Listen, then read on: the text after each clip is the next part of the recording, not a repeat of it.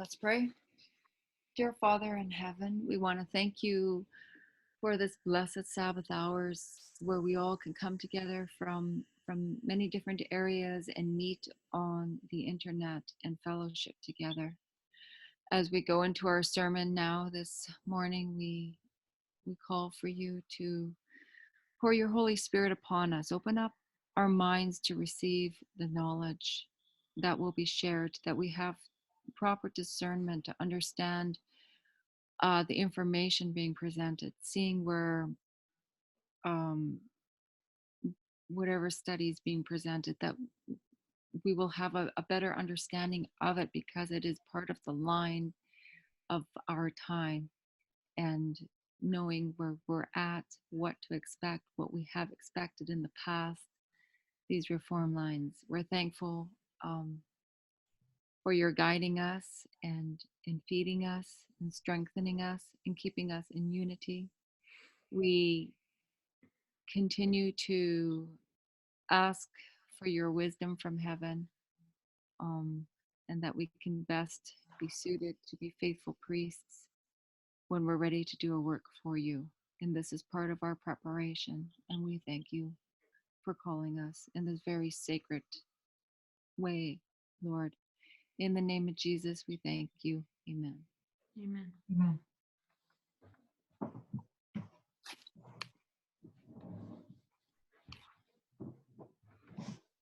Well, as we continue to go forward and fill up the schedule for teaching, keep in mind what Adriana did say, because I think it's, correct me if I'm wrong, but maybe all that driving you do that you get to stay so very up close to where they're at. I'm about 10 behind you, I think, because I know I haven't hit the Supreme Court ones yet. And, I've skipped some of those because I haven't had that much time lately. I've had to skip because they have a lot that came out there. Oh, okay. And I can't get, there's the ones that Parmender's been doing, I honestly cannot get unless I sit and watch the explanation and have the Bible and the verses open in front of me. I can't get anything out of it. Well, Like for everybody to keep in mind, everybody that's helping to teach or, taking their time, because we put it out there after we finished Australia to go ahead and jump around instead of taking, because everything is happening so fast. So if all of us take various topics and present them, so those are topics to consider as we go forward. What did you just say, Adriana? The ones that you couldn't keep up with? Parmender, she said, without watching and having her Bible open. Oh. It's a school of the prophets. So he goes really slowly through it and verse by verse kind of a thing and quote by quote. So it's not, your mind will tend to wander in the pauses and then you forget everything you heard. So it's not. And that's exactly, I've been having that same problem with the Africa ones. When I was watching Parminder, I was just like, I just couldn't follow along because of that exact same reason. So I didn't know if I was the only one or not. So it's good. Are you talking about the ones currently, like he's not in Portugal anymore, is he, or is he moved on? If they have moved on, it's been very recent, because I don't know if they finished there or not. I don't know how long the one in Portugal was supposed to be. Okay. But but that's where they're talking about, because I did watch one from Tess yesterday when she starts to talk about Ruth, how do I say her last name, and why she's still there and hanging on. She could have died 3 times and hanging on, because once she's gone, if she's gone during this presidency, that's how they're looking at it, then there's going to be another conservative put on and there's no way it's all over once she's gone. Ruth Bader Ginsburg. Thank you, Ginsburg. Thank you. I didn't want to say it wrong. Thank you. Who's that? And so if once she's gone, then they're for sure going to put another conservative, and that's it. It'll never go back to the way it was. So we all know how it's going to eventually go. But anyway. Sister Ellie, she's one of the Supreme Court justices. Yeah. She's lived through cancer and everything. The lady is holding on. We pray for her. Right. I know now. When Sister Elaine was, my mind flashed to who she's talking about. Yeah. Okay, I get it. Thank you. So this is the Guadalupe presentation, number 12, Israel and Modern Babylon. And start with a quick review like we do through each one of them. how we went to Daniel 11:40 and wanted to see just in that verse, and by how we are understanding parables, that we can come to the same understanding that we are also reaching by studying history. So we went into the history of Pyrrhus, first Acts 27, and then into Pyrrhus, and saw that there are two parts, Pyrrhus in Macedonia, Pyrrhus in Italy, an Alpha and an Omega. We also saw in Daniel 11 with Seleucus and Ptolemy, there was a history with Raphia and Panium. And those things helped us understand that in our history post 1991, that there would be another war between the King of the North and the King of the South. So looking at those histories, we would see, and this is part A of Daniel 11:40 and part B. And as we learn this, we also know, because Sister Jackie brought up the point that she's watching and realizing about Uriah Smith and Josiah Litch and that whole history. And so I would recommend watching and I'll email you the presentation if you haven't gotten there already, when he talks about Uriah Smith and the Uriah Smith was right, I think is what it's called, and it was in Germany. So there's that perspective as well. So this is, and it's amazing how many layers of truth there are to lay and try to juggle all of these things in our mind. All we can do is what we were talking about last night, is have faith that the Lord will help us. And I think somebody put it, maybe it was in the chat that I just read, that that if we put it in, God will help us to sort it out. We need to put it in. So there's various perspectives. So you've got the perspective of Uriah Smith and Josiah Litch of this history. And then we also have the layer that we have here that we learned through Pyrrhus. So that in the first portion, you have the Pope going into captivity and receiving a deadly wound. Then you have the deadly wound of the Soviet Union and the fall of the Berlin Wall. So there's a captivity, they're coming out of captivity, or going into captivity, a deadly wound, and then they die in captivity. And the same thing we have here in 1989. So we'll go through and review just a little bit more as we go through it. And then there's always there's a resurrection. So this, a lot came from Acts 27, from the history of Pyrrhus, understanding that there were two parts. And then the history of Seleucus and Ptolemy was like another layer that went on top of it. So we went into Daniel 11:40, and we did a compare and contrast. We took the history we know well, the French Revolution, the deadly wound, there's the French Revolution here, and the deadly wound in 1798, and the knowledge that it would resurrect. We perhaps needed reminding that this is also the captivity, and that there would also have to be a death, and it's preceded by a war. So it's preceded by a war, there's a captivity and a deadly wound, and then a death, and then a resurrection. And there would also have to be a death, and it's preceded by a war. So once we had all these details laid out in 1798, we're ready to approach part B. We can see a Cold War that takes us to 1989. And again, we have a story of a deadly wound. But we have always, sorry, how did I get back here? Sorry about that. But we have always known that the Soviet Union did not end in 1989. So in 1989 is the deadly wound. Its death is in 1991 with the dissolving of the Soviet Union. This is the captivity and death of Pius VI up here. And we see Gorbachev, his rulership is irretrievably weakened in 1989. In 1991, the same day he resigns, within the same half hour, the Soviet Union is dissolved. So we also have the story of Pius VI and Gorbachev. Then we can also draw the conclusions that it can resurrect.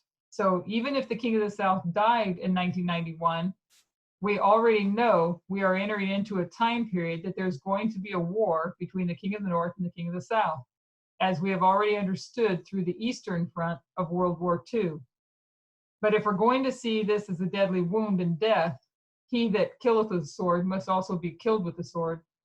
But he that brought God's people into captivity must also go into captivity. And to understand the captivity requires a different compare and contrast. Now our parable is between modern Israel and modern Babylon. What happened to modern Israel when it came out of captivity will show us what happened to modern Babylon when it comes out of captivity. And very briefly, we discussed why the papacy went into captivity. And we began to consider the thought about whether or not Satan's church can be in rebellion to him. If God's church can live outwardly moral lives and yet look to God and say, we will not do what you request us to do, like the Pharisees did, and choose their own way, why can't the papal church? So look to Satan, live moral or immoral lives, and say, despite what you have asked us to do, we would rather rest in our big houses and enjoy our wealth instead of entering into hardship and undertake the work you have asked us to do. To protect the Jesuits and continue their job function, they would have needed to surrender temporal prosperity. And I think we discussed that one before too, that they were given a choice. I think that was last week, the previous study. They were given a choice. So you see that with modern Israel and modern Babylon, you see they come out of captivity. And how do they come out of captivity? There's a message, right? The three angels' messages. And you see modern Babylon, that they come out of captivity and by the use of three angels' messages. Fatima, messages of Fatima. But just like God's people, the papal church decided against that in 1773, and that's apostasy.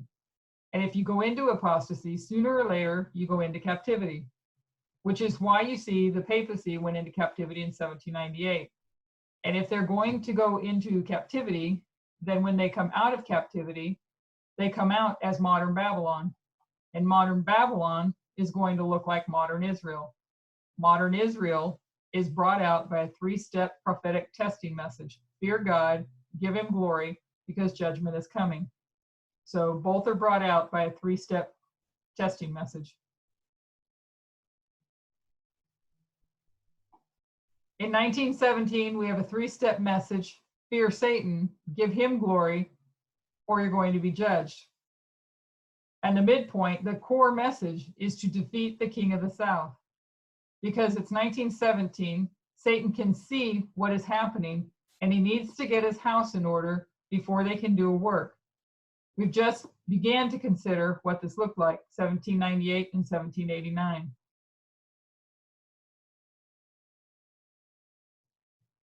So we're going to compare and contrast modern Israel and modern Babylon.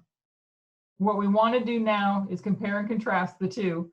And in doing this, we're not going much into detail. We can spend quite a few presentations reading quotes and going through the history, but there is a separate purpose to go over this history, separate to just understanding the counterfeit, or as an exercise in parables.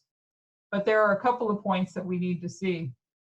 I don't have the chat up so I can see. So if you guys have questions, I'm on my own now. Usually we're in the room together. And so if you have questions, just speak up. Or if you have comments, speak up. We're going to take the history of modern Israel and see how well it lines up with the history of modern Babylon, how closely Satan is counterfeiting. We began to do that work where we discussed 1798, and we said this is when modern Israel emerges into history and comes out of captivity. You know, that's after the 1260s. So without trying to prove any of it, we just want to see the history of modern Israel as the movement currently understands it. From 538 to 1798, there's a scattering time, the time of captivity. I'm going to call it scattering. In 1798, God's people come out of captivity. This enters into a gathering time. So you have a scattering, and then you have a gathering time. In 1798, there's an increase of knowledge, and someone is raised up who's going to become a new leader for God's people. And this is William Miller. So 1798, there's going to be a gathering, and there's a leader raised up, and that's William Miller. There's going to be an increase of knowledge. And this gathering lasts until 1844. So there's a 46-year history of gathering, rebuilding the temple, and it ends in a disappointment, a bitter experience. We discussed that when we looked at Acts 27. And a little question: what is 1844 on the line of Acts 27?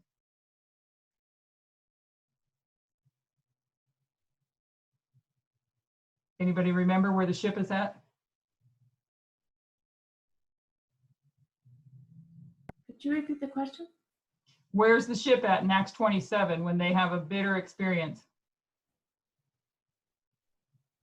In 1844, the disappointment. Oh, October 22.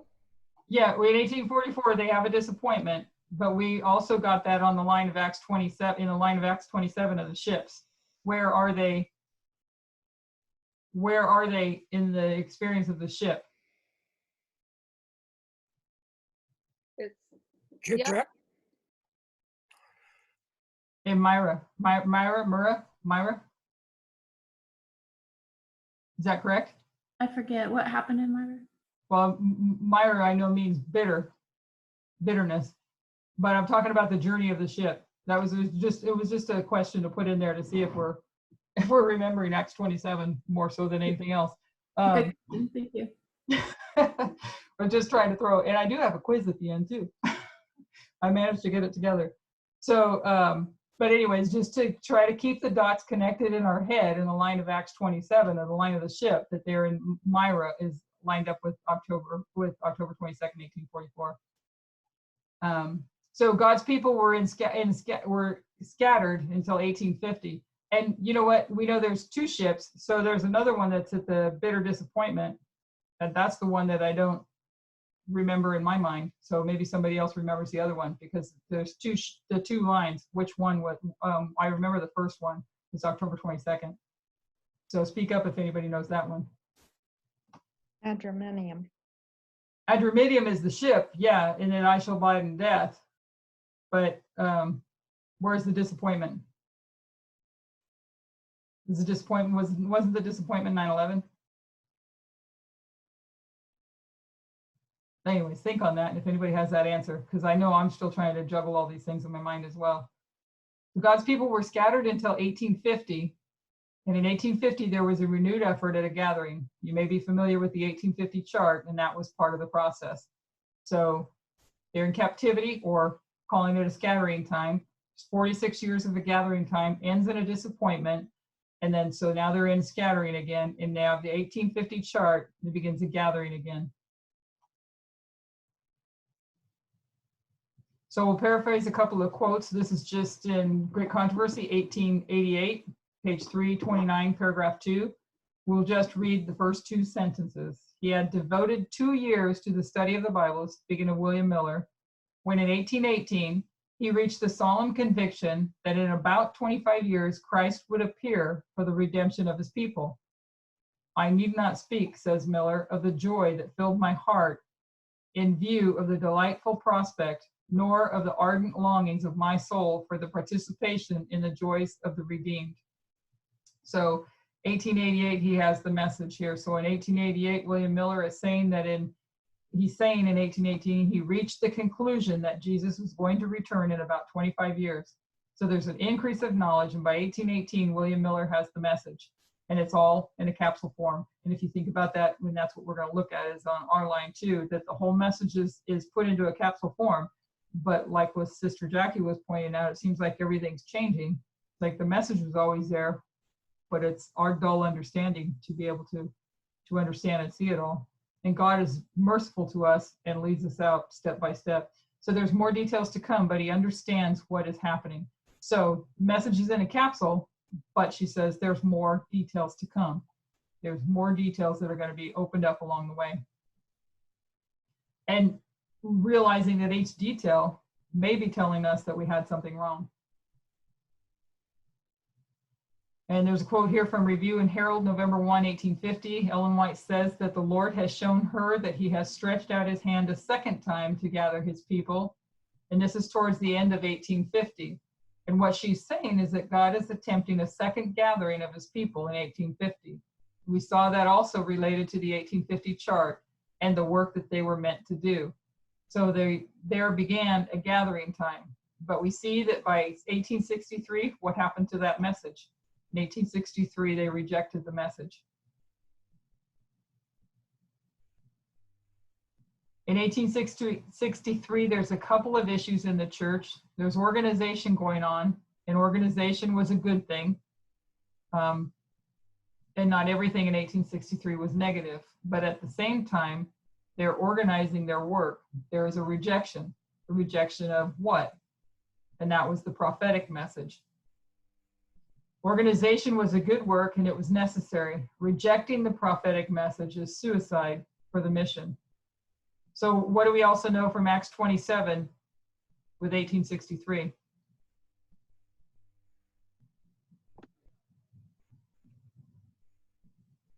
The deviation. Wasn't that in God We Trust? Didn't that, oh, I don't know. The ship changed course. It Yeah. went down. The other answer was correct as well, but the ship changed course. But the changing of course is them going and starting to put in God We Trust. That was at the external, not the internal, but the external. But both answers, yeah. But I was looking for the, they went off course. So in 1863, we know they're back into a scattering time. So now they're scattered again. We come to 1888 and what's meant to happen. We have the messengers of Jones and Wagner coming into the church. And it's Jones and Wagner versus the leadership, Butler. But you can also write there Uriah Smith as well. There's different leaders opposing Jones and Wagner, and Butler and Smith are holding to the traditional view of Adventism. Jones and Wagner are coming in with new ideas, and it's opposed by the leadership who are supporting the traditional definition of righteousness by faith. The traditional view based on the book of Galatians. We will discuss this more. 1888 is a failure. Yes, it's a failed attempt. So there's a scattering and then a gathering, 46-year gathering. 1844 ends in disappointment. Then there's a scattering again. 1850, they now have the 1850 chart, and God's going to try a second attempt to gather the people. 1863, they are organizing, but they reject the prophetic message, and they go back into a scattering. 1888, you now have the message of righteousness by faith and Jones and Wagner, and it's being opposed by Butler and Smith, and it's a failed attempt again. Then we come to 1989. So from 1863, even through the history of 1888, this is a time of scattering. These 46 years were a time of gathering. So first of all, we have a time of captivity. Then they come out with the three angels' messages, and they enter a time period of gathering from 1798 to 1844. It ends in disappointment, and we mark 1818 when they have their message collected. 1844, they're scattered, disappointed, scattered. 1850, there's an attempted gathering, but it goes nowhere because they are entering into the Laodicean condition. And if we remember in this history too, is where Hiram Edson writes those 7 articles on the 2520, and he denies, sorry, didn't mean to do that. He denies the William Miller's 2520 and sees the 1798, the first 2520 from Israel. So by putting the two together, they would have been able to understand the chiastic structure. And so anyways, the message, those articles were never finished. The message was rejected. There was a split there that was happening where some were taking one view and some were taking the other view. Anyways, it culminates in 1863 with the rejection of the prophetic message. So 1844, they're scattered. 1850, there's an attempt to gather, but it's nowhere. It goes nowhere because they're entering into Laodicean condition. 1863 to 1989 is 126. And 1863 to 1989, it's a scattering. From 538 to 1789 is the 1260. So you compare the two, 126 is a 10th of the 1260. 1798, 10th or a remnant. 1798 to 1844 is the Alpha. You have this Alpha history. It's the beginning of modern Israel. In 1989 forward, you have the Omega. It's the end of modern Israel. One ends in disappointment, and the other will be, or failure, and one will be a success. So we're going to compare. Sister Elaine. Yeah. Yeah, just for my own, for all of us, maybe really. The Wagner and Jones message, that was, I really searched into that because that's what took me out of the Adventist church, but of course, in the wrong time. It was in the scattering time. But that was the last call then that God gave to the Adventist church. Is that correct? through Wagner and Jones to bring them back to the message on righteousness by faith. When you say for the Adventist church, are you meaning like from that whole Millerite history? Because we're getting a call. Yes. Yes. I'm talking about the history of the Adventist church. I mean, you're comparing it on the line here with the Millerite movement. Right. But Actually, it was also, you know, the Adventist church in modern Israel. right. But it's the Adventist church all the way through until Sunday. Yeah, exactly. If that's what you meant. Yeah, I mean, I'm looking at it in respect to the call that was given to the Adventist church through, it was in the Millerite time though, it was the 1888 message. Yeah. That was the last call. For, would you put it as Millerites though? Because I don't. Yes, for the Millerites, but Okay, it okay. also applied to the Adventists, to the modern Israel. We don't call that, oh, modern, the, okay, Yeah. I see what you're saying. So it is modern Israel, yes. But, so was the Millerites was up till 1850, right? But then they got the SDA name, so then in 1888, it would have been the Adventist Church. Is that what you're saying? Yes, Yeah, but then in our time, we have our own call. God is trying again to regather his people now. yes, and But that was okay. the last call for their history, for the people alive from the Millerite time. Yes, that's Yeah. what I thought. Thank you for clarifying. I wasn't sure on the question, so thank you. Okay, so we're going to compare and contrast what's been happening with the counterfeits since 1798. We're not going to go into all the quotes and all the proof, partly because of time and partly because we would read from some books that we don't have with us today, and partly because we're wanting to make a separate point. But we're hoping to see the logic and start to consider some of these things for ourselves. And anybody that doesn't know some of the history of what she's referring to here, you can go back to Arkansas, and then there are other presentations forward where she does more in depth, but in Arkansas is where she first prevented Fatima at the beginning and then Fatima at the end in the counterfeit. So you can find out more of those quotes and all the history that built these lines. In 1798, the papacy goes into a scattering time, and it begins its regathering in 1899. So they're in a scattering from 1798 until 1899, and this is the beginning of modern Babylon. So we have the beginning of modern Babylon here. 1798 is the rising up of William Miller, and he buys his concordance and he begins his study on prophecy. So we can see how they kind of parallel along the way here, and we're going to see that when we get to the end. In 1899 is the rising up of a different man. This is Eugenio Pacelli. Pacelli comes from a family of Vatican lawyers extremely dedicated to the papacy. To give a little context, he is the grandson of Marcantonio, I think is how you, Marcantonio Pacelli, who became the primary lawyer for the Pope about 60 years before. So does somebody have a question? No. So they have always had close interaction with the papacy. His grandfather, Marcantonio Pacelli, and he has a brother, Francesco Pacelli. So there are two brothers, Francesco and Eugenio. They are both trained under the particular Cardinal Gaspari. And what this family believes is what many Catholics believed in that time period, is that it's a sin that the Catholic Church is being treated the way that it is. They see it as the papacy has lost its worldly power, and they live their daily lives in protest of what they see captivity. There are different ways they do this. They live in poverty, even though they have wealthy occupation, to mirror the condition of the church. So they're being a parable, basically.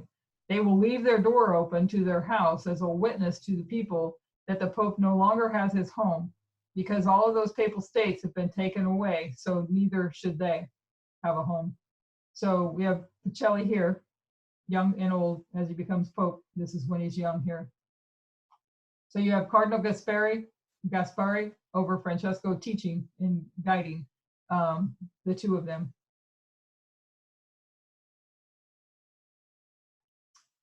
So they're directly protesting the condition of the papacy, this whole Pacelli family.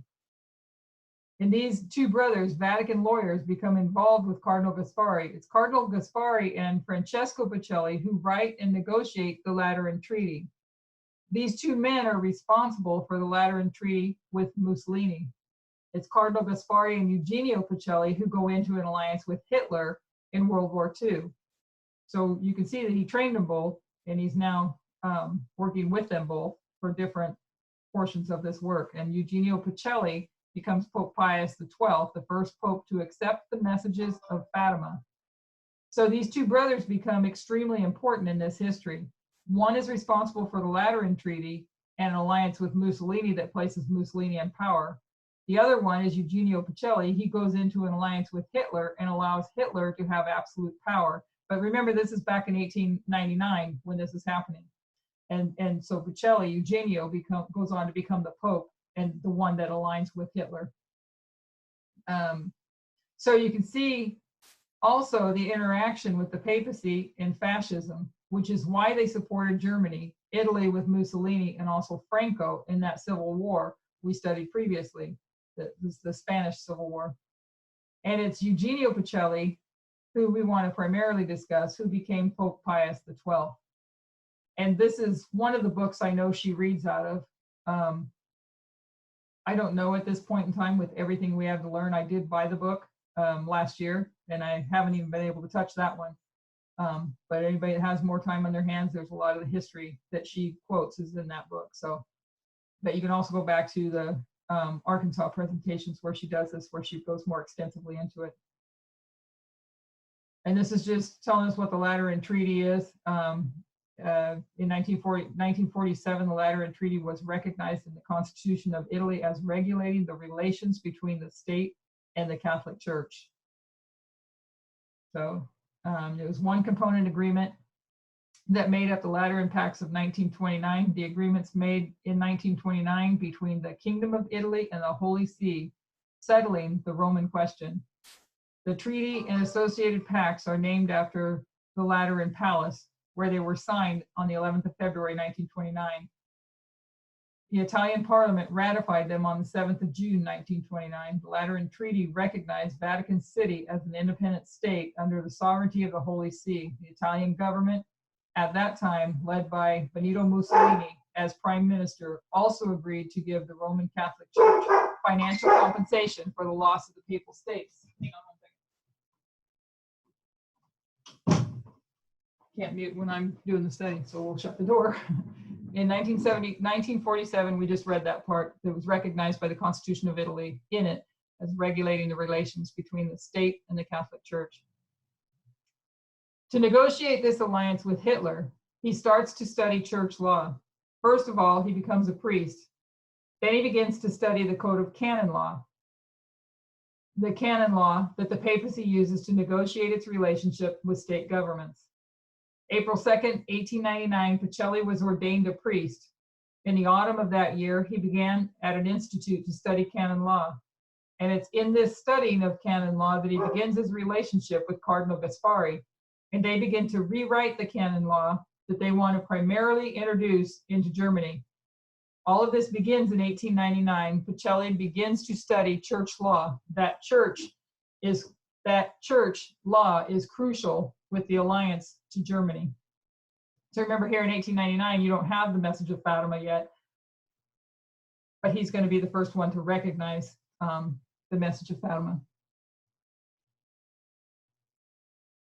We find 1917, the messages of Fatima. In 1917, an impersonation of Mary comes down to 3 children, primarily Lucia, and gives her a 3-step prophetic testing message. There's a number of visions the children have with Mary. There are 6 total. They begin on the 13th of May. And on the 13th of May, Mary first appears to those children. On the 13th of May, that exact same day, Pacelli is made cardinal with the direct purpose of having sent him to Germany and negotiate an alliance with the government. So as Mary was appearing in Fatima, Pacelli, now as a cardinal and archbishop, directly by Pope Benedict XIV with the purpose of sending him to Germany. So the same day, the 13th of May, you have the beginning of the work for Pacelli and the beginning of the Visions of Fatima. So Pacelli begins his work in Code of Canon Law. He's made a cardinal on the very same day as the Message of Fatima is coming out. And May 18th, just 5 days later, Pacelli sets off for Germany. Also in May 1917, in this month, the Code of Canon Law is fully published. So you have Fatima, but you also have church law in the same month, same year, and this is for the alliance with Germany, the work of Pacelli. We understand internally we have the work of the church. We go to the church and then to the world. First the church and then the world, and this is the first activity we see of the papacy. If they're going to do a work with the governments of the world, they first need to have control again over their own people. And this was the purpose of the Code of Canon Law. So while we have a message here to bring the people together, first the people, first God's people, then the world, first the church, then the world. The Catholic Church is following the same pattern. First the church and then the world. And the purpose of the Code of Canon Law was to get the church in order. So Pacelli goes into an alliance with Hitler that lasts through the history of World War II. How did that alliance end? It ended in 1945 with a disappointment. And why was it a disappointment? He was allied with Hitler to take down the Soviet Union. Hitler lost in 1945. So if he was to take down the Soviet Union, Hitler lost, and he's allied with Hitler, then the Soviet Union won. It was a failure. You can see the papacy in a scattering time period from 1945 to 1950. So they're back in scattering. Between 1917 to 1945, actually in 1939, I don't have the date here, but this is 1939, Pacelli becomes Pius XII, and he is still Pope through the history of 1950. In 1950, he brings back to public consciousness the messages of Fatima. So from 1945 to 1950, the Catholic Church is in a scattering. They've watched the Soviet Union sweep away Eastern Europe, the fall of the Iron Curtain. They're fighting for Italy to not become communist as well, and it's a dark time. 1950 is a Catholic Jubilee year. Pacelli can see they need revival. So what Pacelli introduces in 1950 is the dogma of the Assumption. He brings back Mary. The formal definition of the dogma of Assumption is that Mary was assumed in body and soul to heaven. So Pius in 1939, Eugenio Pacelli is made Pope Pius the 12th in 1939. 1945 is the failure, the disappointment. And if they were to consecrate Russia to themselves, they lost in linking up with Germany, and the Soviet Union sweeps away all those territories. When we talk about papal infallibility, does it mean everything that they say or do can be claimed as infallible? It does mean when they see something they can't prove, they can sign their name to it and say that it, as a representative of God, they are making a formal declaration that what they have just written is infallible. 1950 is the only time that it's been used in history on the dogma of Assumption, papal infallibility. So something, let's see, something that they can't prove, they go ahead and sign their name to and say that it's infallible. In 1950, the history of the dogma of Assumption. What Pacelli is trying to do as someone that is dedicated to the messages of Fatima is to bring back Mary.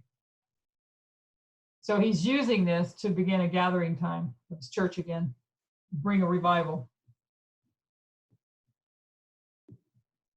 Just like we have in 1850, 100 years before, the 1850 chart to bring about a revival and a gathering.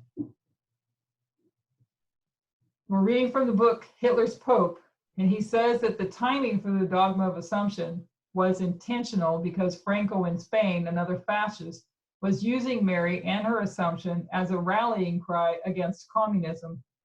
In this history of 1950, Pacelli claims to see the same mystical experiences experienced at Fatima. He says that he actually experiences Fatima in 1950. All the signs in the heaven, they claim to have them. All this attempt failed. 1958, the Pope dies, and in comes the new Pope, Pope John Paul XIII.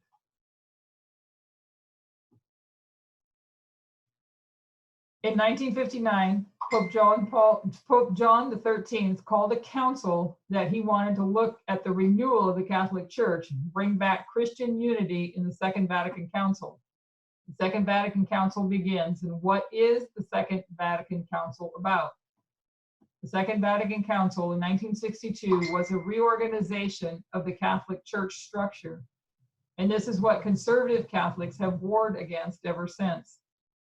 A strong conservative Catholic would say that this was of Satan, that their church is in apostasy, and that the leadership is in apostasy, even the Pope himself. There are tens of thousands of conservative Catholics who say that the Pope today is a representative of the Antichrist because they go back to the Second Vatican Council and called it apostasy. So they're in a reorganization and a restructuring of the church. Conservative Catholics call it apostasy. From a Catholic point of view, this call for unity to reorganize their church was not a bad thing. We see that this organization lines up here. Organization is not a bad thing. All conservative Catholics wanted to use the Second Vatican Council to condemn modern heresy and new doctrines, but that didn't happen. Instead, the thought that was introduced was that the Catholic Church should develop a change with society and history and experience radical reformation. From the view of the counterfeit, that was a good thing. They needed it.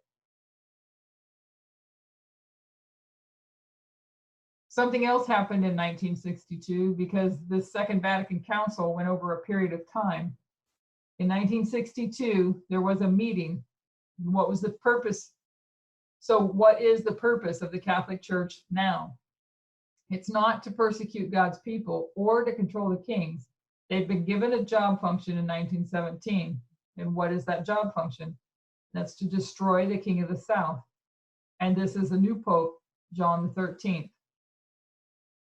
In 1962, he is in the Second Vatican Council, and he wants to encourage unity with other churches.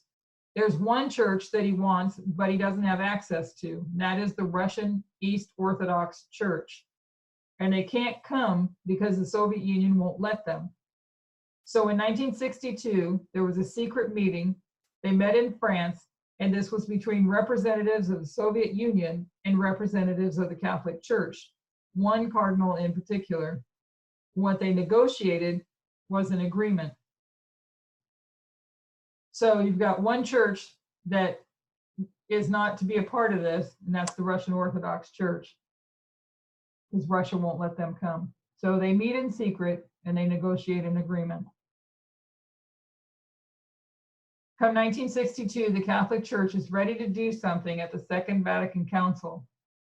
They have drawn up all these papers, this document that is a strong condemnation of communism, and they're supposed to make the strongest condemnation of communism that they have ever made. They never read that or released that document. It is in the archives. You can find it, but it's still written in Latin, and it was never read. The reason they chose not to condemn communism is because they go into a secret agreement with the Soviet Union. And remember all this time, if you know the messages of Fatima, that it is to consecrate Russia unto themselves. They were not to be communists, they were all to become Catholics. So if the Eastern Orthodox Church is allowed to attend a council, the Vatican promises not to condemn communism. They compromise, and it's a clear rejection of their job function given at Fatima. 1962 is compromised. The secret alliance between the papacy and the King of the South, who they were meant to destroy.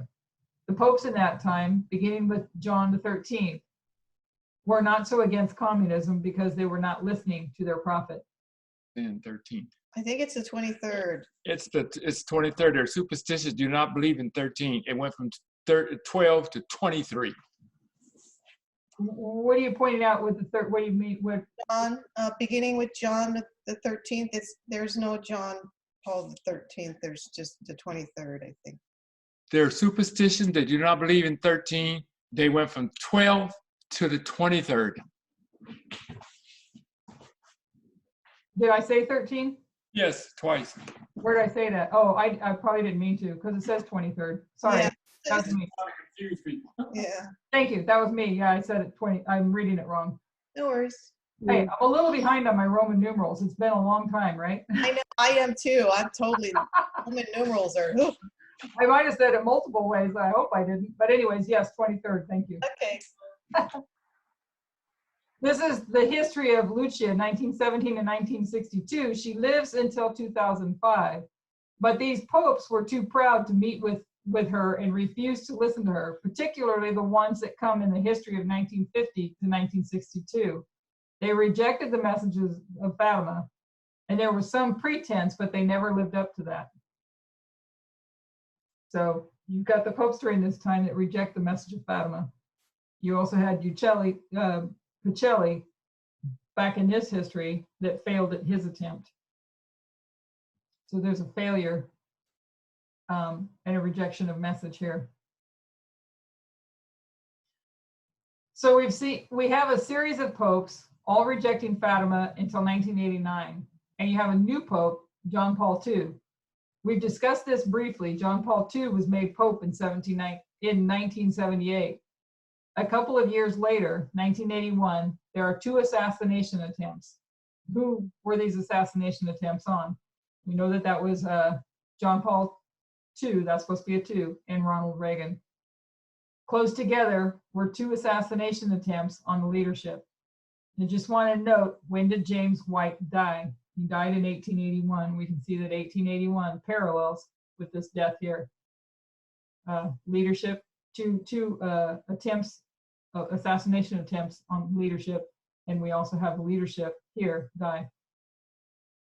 When John Paul II is shot, he almost dies, and when he survives, when he recovers, he can communicate. And the first thing he wants access to is the written messages of Fatima, because he was shot on the 13th of May, 1981, and he isn't entirely sure what this third message meant. So remember that Fatima, the message of Fatima began May 13th, and there was going to be 6 messages in 6 months, over 6 months period of time. So he's shot on May 13th, 1981. He survives. That brings him to want to now look at the messages of Fatima. And just a reminder, the first message is fear. The second message is to the King of the South, to consecrate Russia unto their self, to do away with the King of the South and have everybody be Catholics. And the third is, if you don't do it, judgment is going to come. So fear Satan, give glory to him, for his judgment is coming. He well knows in the past that they have failed the second. His church has been in apostasy, and he connects the 13th of May in 1917 with the 13th of May in 1981, and believes that this is an assassination attempt with the judgment because he didn't dedicate Russia, which is why from 1981, particularly through this history, John Paul II is determined to break down the Soviet Union. It's not all about freeing Poland. It's a life and death message for the Catholic Church. When we come to the history of 1989, we discussed this before. Was it success or failure? What did John Paul want? He wanted more than the fall of the Soviet Union. He failed on a number of fronts. One of them was external. The satellite states of the Soviet Union, as the Soviet Union was collapsing, chose Western democracy as their leadership, and that was never meant to happen.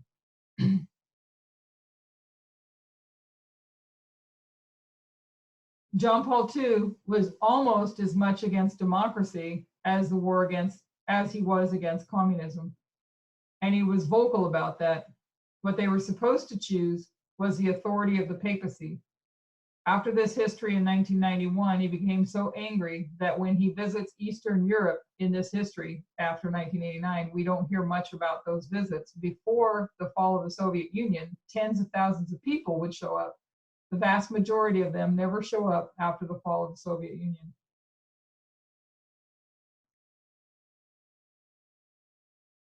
The reason they don't is because he has offended so many of them. Time after time, he's condemning them for their choices, for not listening to the authority of the Catholic Church, for choosing Western capitalism and democracy, for not sticking to the church teachings and all their strong conservative ideas. Its internal issue is directly related to that because John Paul II is a strong conservative. He believes in the traditional teaching of the Catholic Church that it has held for over 1,000 years, and he is directly opposed by the Jesuits. So the Catholic Church is split on the inside. So while up here in 1888, you have Jones and Wagner versus Butler and Smith, the leadership of the church.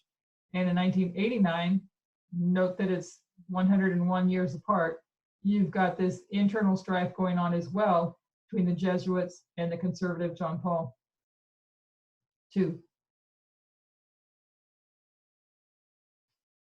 1888 fell. There was a split on the inside between Butler and Smith and the leadership who were holding to the traditional views of the church.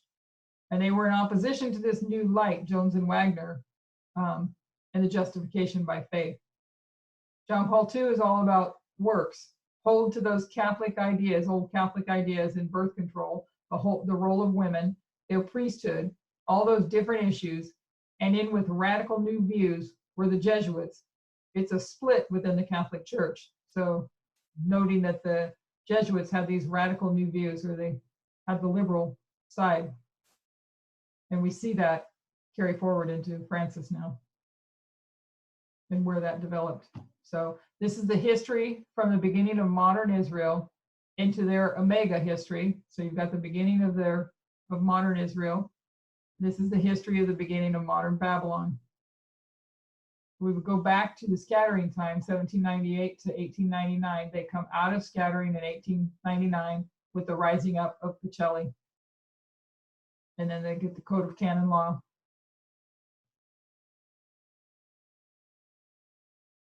So can we pick the counterfeit? 1798, you have the rise of William Miller. In 1899, you have the rise of Pacelli. So we see how they parallel all along the way. In 1818, you have Miller's message.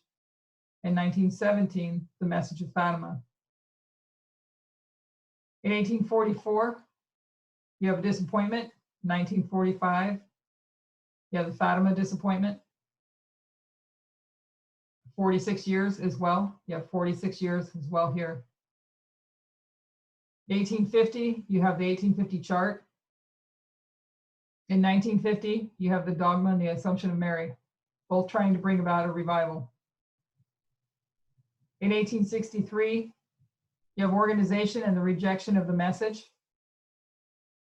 In 1962, you have reorganization and the rejection of a message.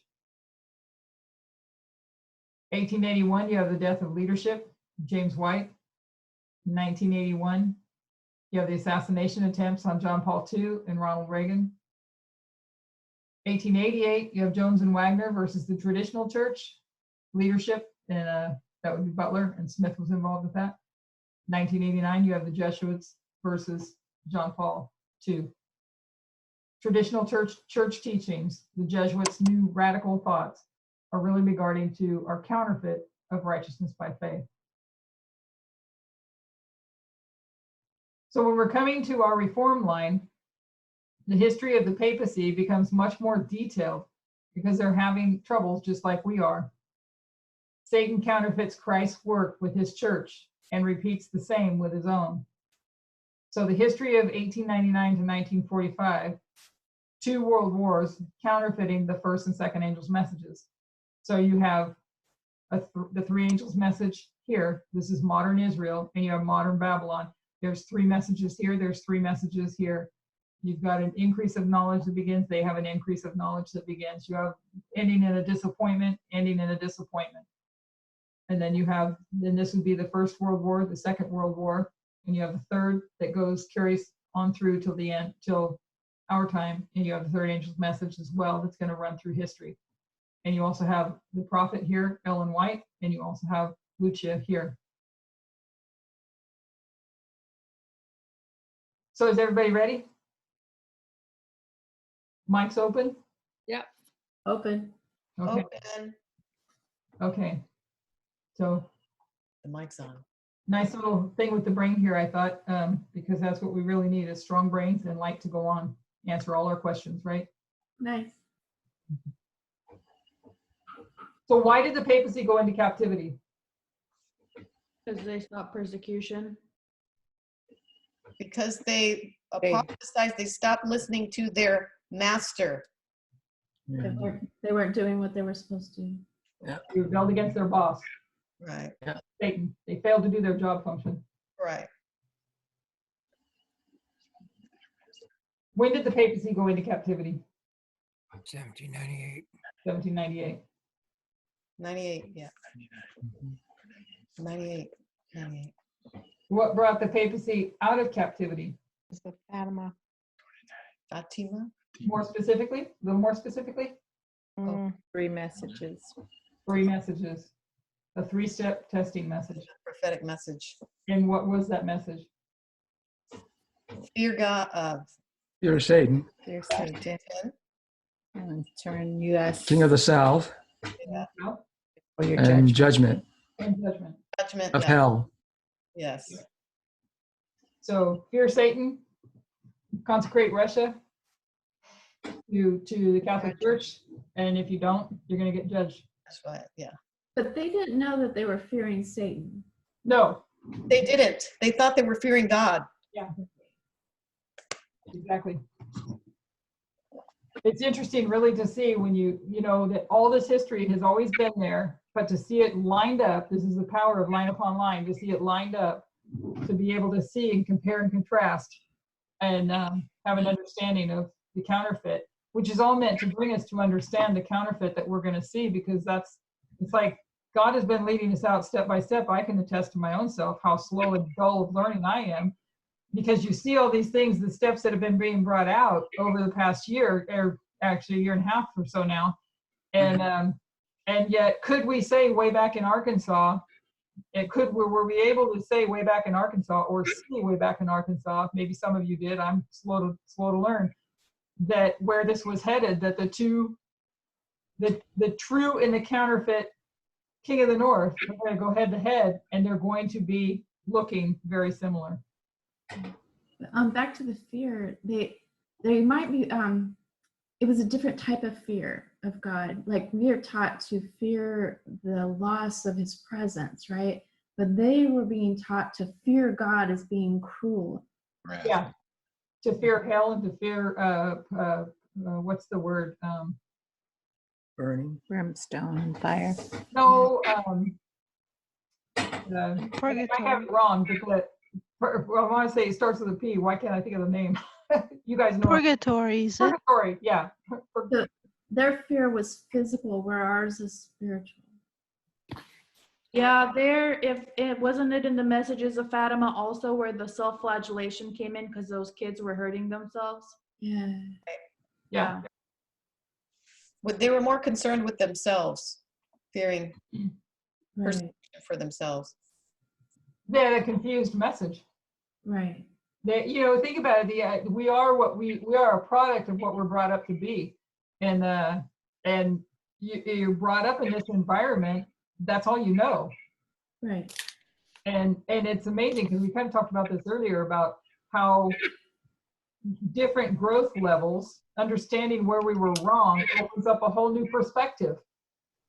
And it continues to climb and climb and climb, like climbing Jacob's ladder. God is giving us, he is building us to the point to be able to see from his viewpoint, from his perspective. And it's a big, wide picture. And we just have this little view when we start, and as we climb Jacob's ladder, our view gets bigger and bigger and bigger. And then that brings us to understand the right message and the right understanding of who God is. So what was the core message for the papacy? That the salvation comes through the Catholic Church. I don't know. I'm just guessing. That was a good guess, but that's not the answer. It's a good guess. Think about Fatima. What was the core message? Oh, the core message for Fatima. The message of Russia, The message of Russia. what to warning. Yeah, consecrate Russia. Yeah. King of the South. There you King of go. the South. Didn't take that away so quick. My finger's a little active today on this mouse. I remember as being a youth, you know, and being in the Catholic religion, that we were always praying for Russia. Praying for Russia. Hmm. Really? That's Yeah. interesting. Yeah, because you guys were both raised Catholic, right? I was raised Catholic. Raised Catholic too, but I don't ever remember being even Russia even being a thought. I don't know. Well, you know, that's interesting that you guys have these different perspectives. You know what I'm saying? Because when you see the church, then we talked about that last night. There's certain things that apply when the church is in order, and then there's things that apply when the church. So, anyways, what it's depicting Well, that there was order. But I mean, don't you think it depends? Because some Catholics believe in Fatima and some people denounced it. So it depends on which. Right. That's what I'm saying is they're out of order. And they're out of order. With my mom, she was a real devout Catholic, but they looked at Fatima as, they always looked at Fatima. I think they even worshiped the day of Fatima. And they looked at it as a miracle from God, that God was speaking to his people, and that this was really Maria, or whatever her name was. She was really blessed by God, a prophet, I guess. They never used the word prophet, but that was their miracle, and they looked to that. And that was the focus. It wasn't the King of the South. I've never even heard that. It was the fact that God came to a little girl or children, and it was through the Catholic Church, basically. And so that made the Catholic Church be blessed by God amongst all religions. That was the mentality that I was taught. That's interesting. So again, it goes back to like last night. The church was out of order, and it had to come into order. They all had to become of one mind and understand what their job was, because what you're describing is your parents had a different perspective of what Fatima represents. Yep. And not the truth of what Fatima was Right. to defeat the King of the South. So it shows the chaos or the disorganization, why they had the need to reorganize. Right. So that everybody could get in line to understand what our job function is, because you all have it all wrong. Same thing inside, internal, in God's church.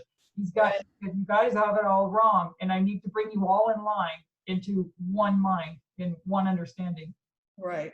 It could be that we grew up at different times. I'm talking about, I was in a Catholic school from 1974 through 1976.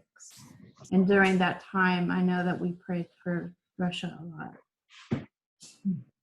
So I don't know, it could be age difference. I'm probably a lot older than you. I'm thinking the same thing, Sister Christine. It was in the 80s. Yeah. Oh, I don't know. I'm 56. I don't know. I thought you guys were all fairly close in age. Yeah, I guess we are. I turn 56 next month.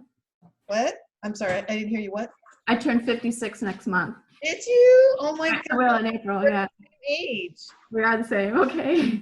Well, That's what I'm saying. So yeah, you all grew up at the same time. Well, I grew up in Hawaii though, so that's a totally, it's kind of different, mindset.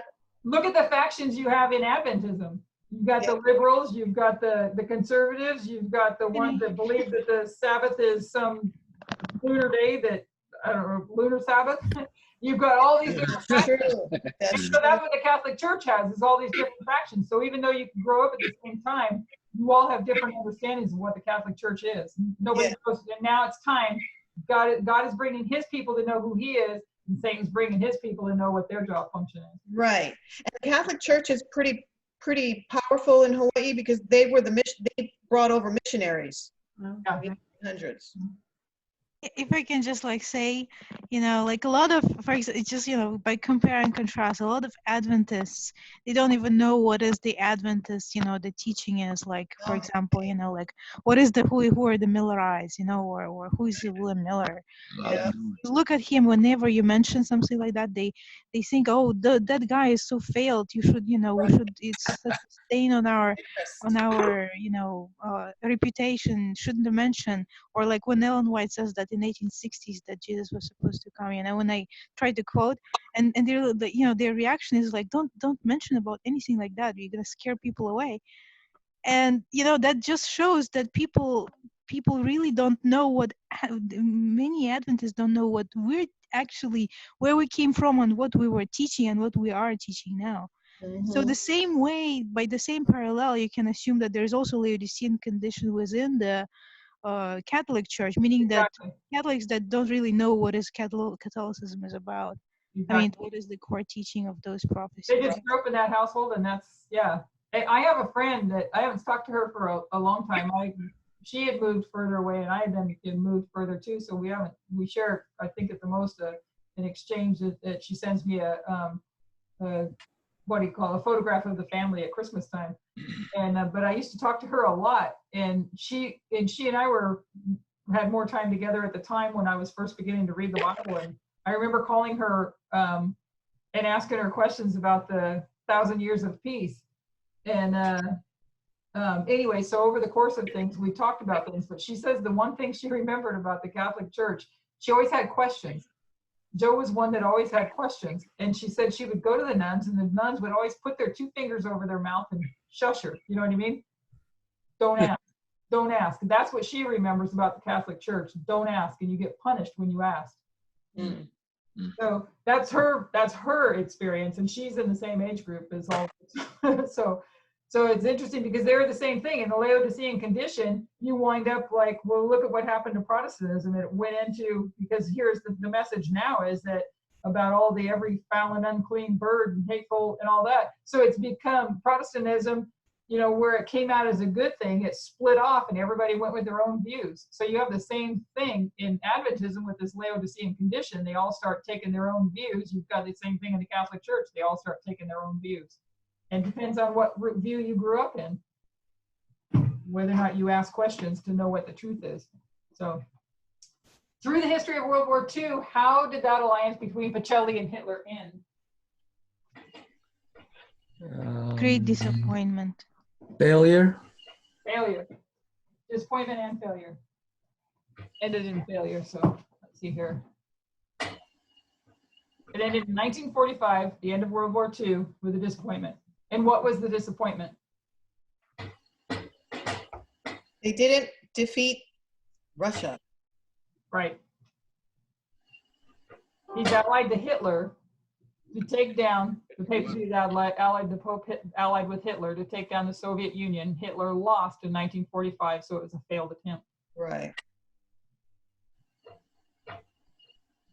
In 1950, Pacelli sees the church needs a revival. What does he do? Brings back Mary, Assumption of Mary. Yeah. Pacelli introduces the dogma of Assumption, and he bring back Mary. He brings back Mary. And what was the Second Vatican Council about?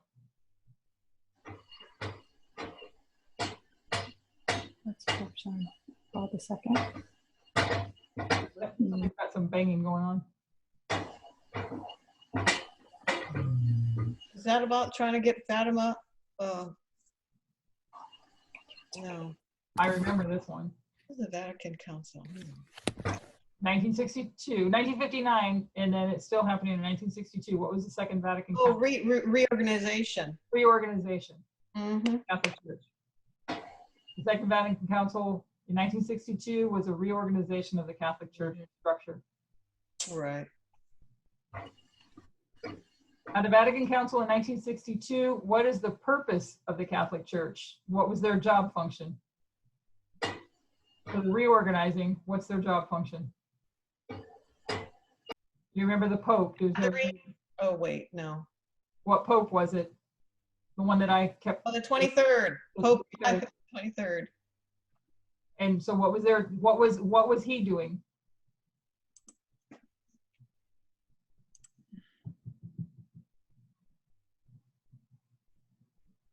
He's very silent.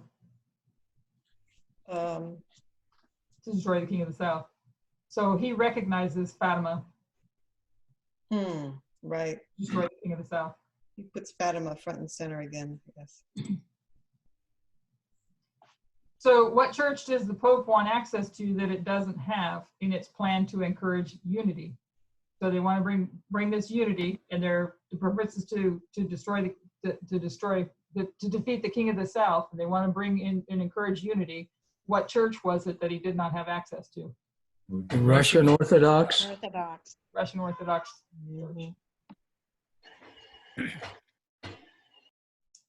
In 1981, what two leaders were involved in an assassination attempt? Reagan Pope. Yeah. John Paul II and Ronald Reagan. Reagan, yeah. 1981 parallels what year and why?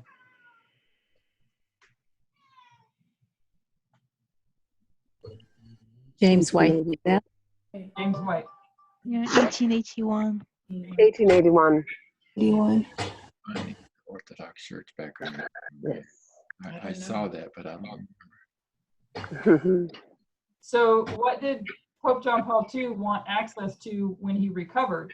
So he recovers from the assassination attempt. What did he want access to? The Secrets of Fatima. Fatima.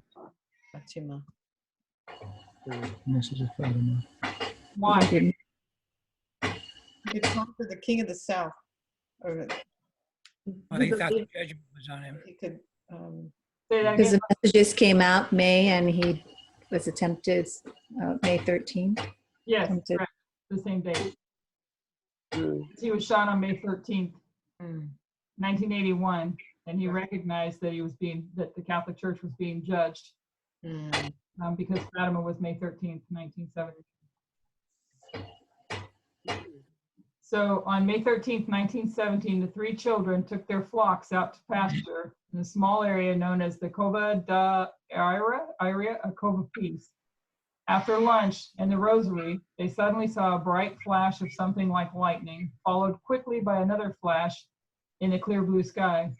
They looked up to see, in Lucia's words, a lady clothed in white, brighter than the sun, radiating a light more clear and intense than a crystal cup filled with sparkling water, lit by a burning sunlight. I don't know if anybody else, if this has the effect on anybody else, but as I was reading this the other day, it reads so different than the Spirit of Prophecy. yeah, You know how you have the Ring of Truth? yeah. This is It's like a perfect counterfeit. it's a ring of I mean, it's counterfeit, but it's like a ring of evil. I don't know.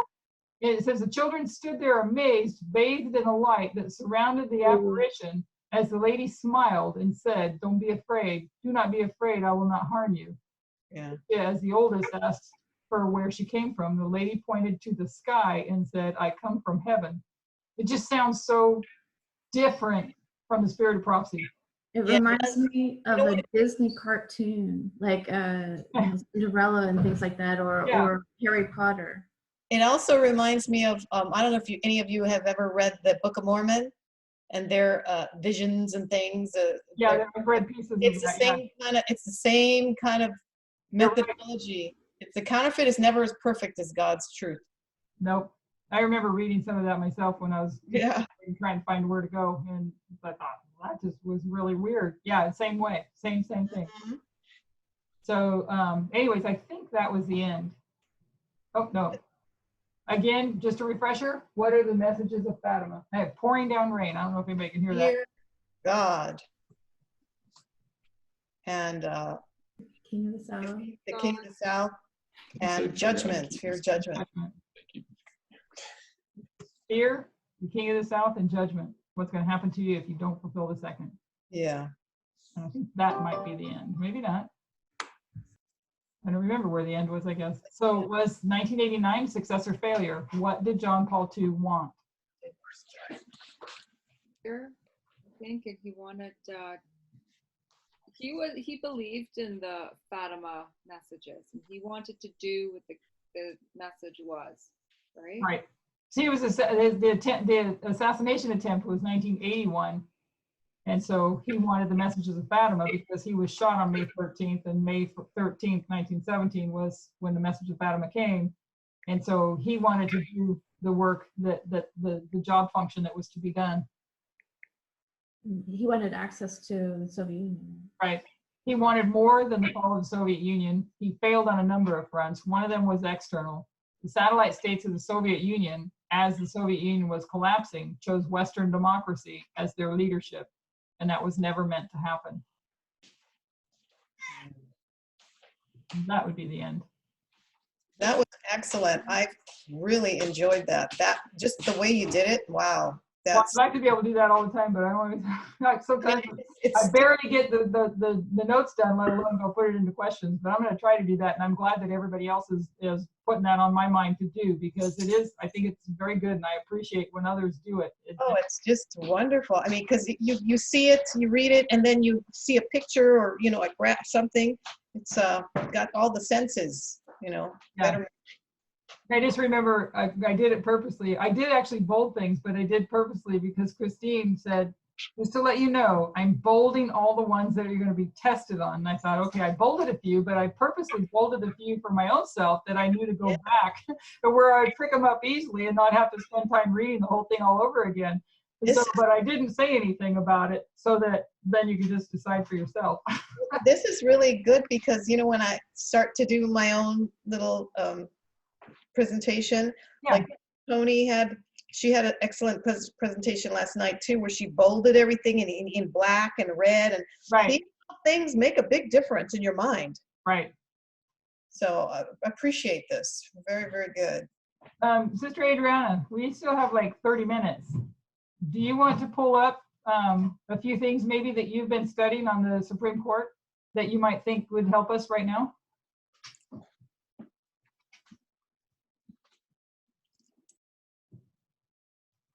Is she with us? She opened her mic. I think she's coming. Maybe. Or was her mic already open? I'm not sure. Well, she's got her iPhone and she's on there on the computer, it looks like. Adriana, are you with us? I'm not the iPhone. I think that's Victor's sister. Oh, yeah, okay, that's right. Oh, awesome. So you are there. So do you have something that you might be able to give us for 30 minutes to just jumpstart us with the Supreme Court issues? Hang on just a second.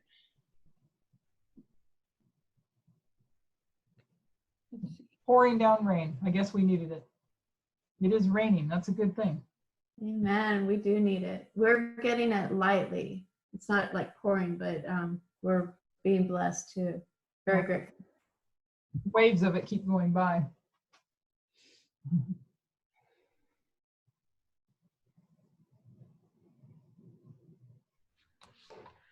I don't have anything that I've accumulated on that, but we could look through that Wikipedia post. Is that still, it's still here? Certainly, that would be great. So let's go there. Did I just? I'm sorry to put you on the spot. You just kind of. No, you're fine. I was because I thought my mom bought that book, Hitler's Pope, so I was trying to go find it because I want to read it. I can give you mine or loan it to you. Okay. If you want to do that. Okay. So hang on just a second. There are a lot of Supreme Court cases on the docket, but I'm looking for, one of them is, where's the one about abortion? June Medical Services LLC versus Rousseau, which is down here somewhere. It's like really far down. But this one is the one where it's talking about, does the Fifth Circuit's decision upholding Louisiana's law requiring physicians who perform abortions to have admitting privileges at a local hospital conflict with the court's binding precedent in Whole Women's Health versus Hellerstedt, which is referring to a previous court case. But what's happening, and I think you guys have seen this, everyone knows about this, the conservative southern states, or no, it's not really exclusive to the southern states, but they're trying to put as many, bog down the physicians who perform abortions and their clinics with as many restrictions as possible to make that ability for women to have healthcare that much more limited. So Roe versus Wade, do you guys remember that court case said that it's a woman's right, it's her body, it's her right to do what she wants. So it legalized abortion. But then you have the states that don't want to abide by those rules. They try to do a loophole around the law, and so they try to limit the clinics that do this. And one of the ways was, and I can't find where that was, what court case that was, but one of the ways was they decided, well, an abortion clinic should have, all of them should have hallways as big as like a regular hospital would, because in a regular hospital, you have to have hallways that are at least, I want to say 8 feet, 8 feet, because they have to be able to fit gurneys and people on the sides of those gurneys. And they decided to make that, you know, big. And those clinics don't have a lot of funding. You know what I mean? They're not rich clinics. They're free clinics for women to get the health care that they need. So that was a huge impediment, and it closed down a lot of places because they couldn't follow that law. And so they used it as something to force them to not be able to be what they wanted to be. Is that what you're saying? Like a petty, stupid law, if I'm saying it right, to make them unable to do what they want to do. Yeah. Is that what you're basically saying? Because what does having wide walls have anything to do with whether or not they can be an abortion clinic? Exactly. So that's the whole point. Okay. That's what I They're thought. just using foolish little laws. Okay. And one of them now is, what they're saying is that the doctors who perform these abortions, they have to be licensed or a part of a local hospital. So they have to also be working at a hospital while they're also working at this clinic. But that's not, you know, feasible. That's putting another huge restraint. So there's just fewer and fewer there's fewer and fewer Supreme Court cases. There's fewer and fewer clinics. So there's some states that have, for that entire state, only one single abortion clinic. And, you know, there's places that don't even have one. And so they just keep trying to restrict it. And it's an issue because the Supreme Court is getting more and more involved. And so I'm wondering if it's going to end up going to a place where it's probably going to have to go, where they might revoke Roe versus Wade, because that was a big one for them too. I know Jerry Falwell, Tess says that, and it's true that the right said that they did the bringing in Reagan thing because of abortion, but that's not why they made the coalition. It was because of civil rights. But Roe versus Wade at that point was another really huge problem for them. Another thing, I did want to show you this. I thought this was interesting. So Tess has been pointing out in the Supreme Court cases how there's been rights movements. Have you guys seen her presentation on the 4 waves of feminism? No. Is that in the Portugal ones? Yeah. No. So there's 4 waves of feminism that we're looking at. And I can't remember off the top of my head, but each one had a different issue with it. I think the first wave of feminism was they wanted voting rights and land ownership rights. The second wave of feminism had to do I'm pretty sure birth control was one of them, and another kind of discrimination. I don't remember what it was. Third wave feminism was discrimination in the workplace and those types of issues. And then fourth wave feminism is what we have now with sexual abuse and assault and the Me Too movement. I think there's a couple things out of each one of those that I'm missing. But so she was pointing out that at the same time that you had the civil rights movement, you had an interesting situation where you still had them struggling with sexism. So you guys know, well, let me put this as a test question. What was the court case in the 1950s that had to do with desegregation? Do you guys remember? Is that the Browns? Yeah, Brown versus Board. Yeah. Versus what? Brown versus Board of Education. Board of Education. Why was it called Brown versus Board? Well, the family was named Brown. I know that. Which family? The family that was suing them, right? There was 13 families. Well, that's right. It was a group. Okay, go ahead and tell us, because I remember some of it, but not all of it. So there was like 13 groups of people there, and only one person listed in that court case was a man. I forget what his, I think Oliver Brown was his name. And then there was a Debbie Brown, and then there was the rest of the people. There's like 11 people or so, and they're all women, right? But there's only 2 people with the last name Brown. And so they decided to call the court case Brown because they said, well, on the docket, the last name Brown is the first name that comes up. So they named it after Oliver Brown. But there's a problem because Debbie would become, because they're both Brown, then Debbie would be the next one, the first one in alphabetical order. But they decided, that group decided that if the Supreme Court was going to take them seriously, it had to be a man at the head of the docket. Otherwise, they wouldn't even take them seriously.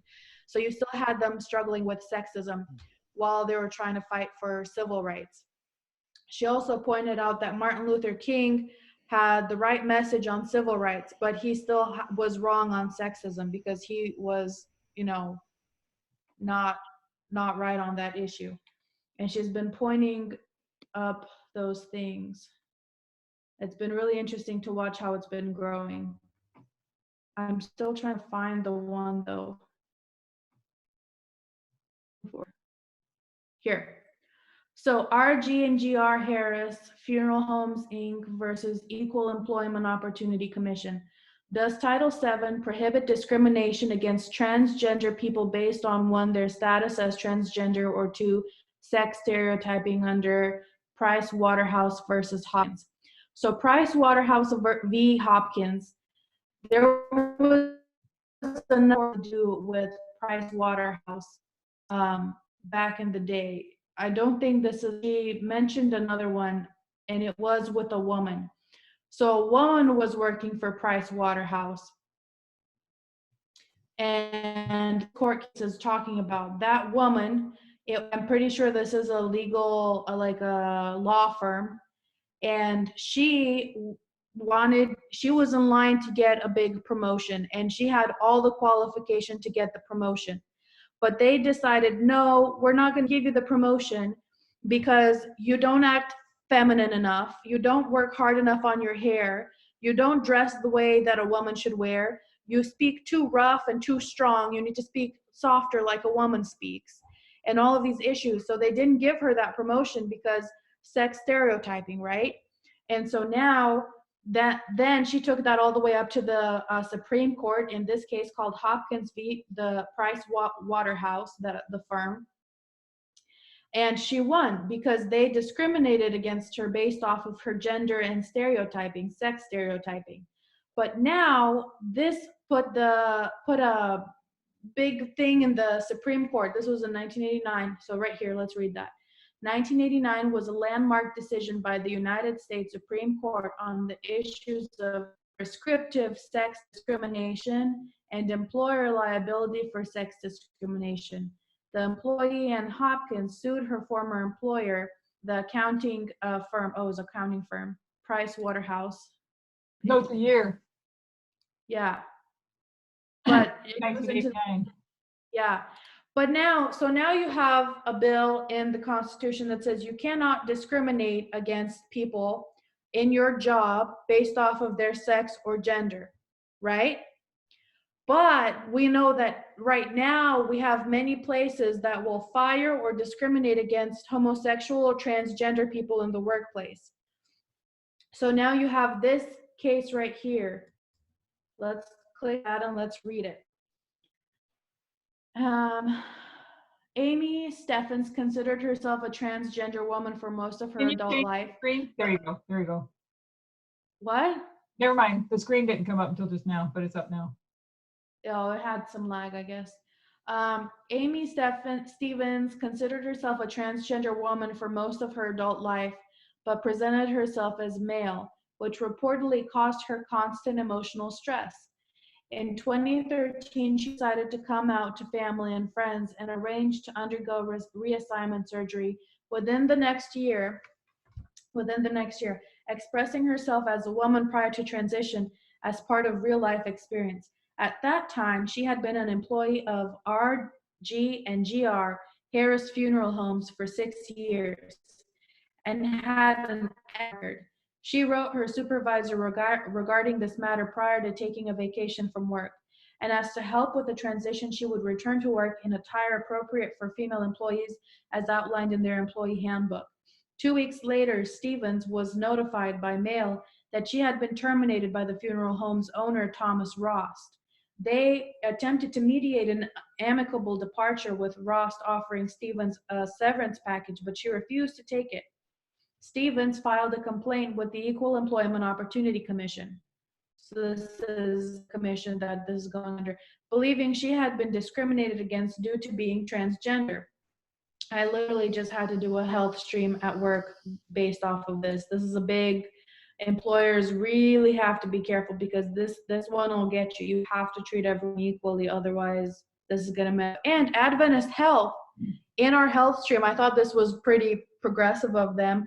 They said you are not allowed in the workplace to discriminate against anyone based off of their sexual orientation or identity or whatever they choose to identify. It is none of your business. You leave them alone.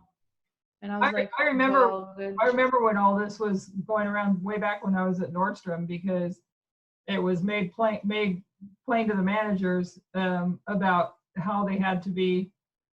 At the time, it was presented as quotas, and I never had a problem because I always had a mix of everything.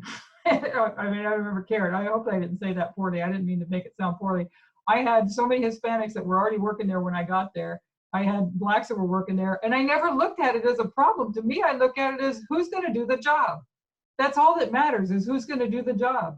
And it just happened that I had a variety in there, but I never looked at it. And it's amazing to realize and to see and understand that people do actually look at that, and they don't hire based on race. And it's like, why? If they're perfectly qualified for the job, why? Because they have conspiracy theories about. I know. That's the thing. So EEOC, or Equal Employment Opportunity Commission, agreed and took a case against the funeral home to the United States District Court for the Eastern District of Michigan. There in 2016, the district court found for the funeral home on two bases. So they actually voted in favor of the funeral home. First, that in the Title VII, neither transgender persons nor gender identity were protected classes. And second, that because Rost was a devout Christian who does not accept that one can change one's gender and ran the homes under his religion, that the Religious Freedom Restoration Act gave him the ability to fire Stevens if she would not confirm. So this is part of the issue that we're dealing with right now, with religious conviction versus freedom for people and their rights. Okay. So the EEOC appealed to the Sixth Circuit. In March 2018, the Sixth Circuit reversed the decision, ruling that Title VII's discrimination by sex does include transgender persons. The court also considered that the funeral home had failed to show how the civil rights burdened Rost from expressing his religious freedom. Part of the Sixth decision rested on the 1989 case Price Waterhouse versus Hopkins, which states that employers cannot discriminate against employees for failure to conform to the stereotypical behavior of a man or a woman. The case resolves around protections relating to public and private employees from being discriminated upon because of sex, and whether this applies to gender identity for transgender persons. So it's the same thing. Discriminate based off of sex and gender, you're doing the same thing, because you have an idea of what women are supposed to wear and look like and how they're supposed to act. And if they don't act that way, then you're going to discriminate against them. It's the same thing as someone else not conforming to another gender stereotype that you have, and you being discriminatory against them. It's the same exact thing, right? And it's interesting when you think about what I mentioned earlier with Trump and all the judges that he appointed, that all those judges are far right with all their far right Christian views.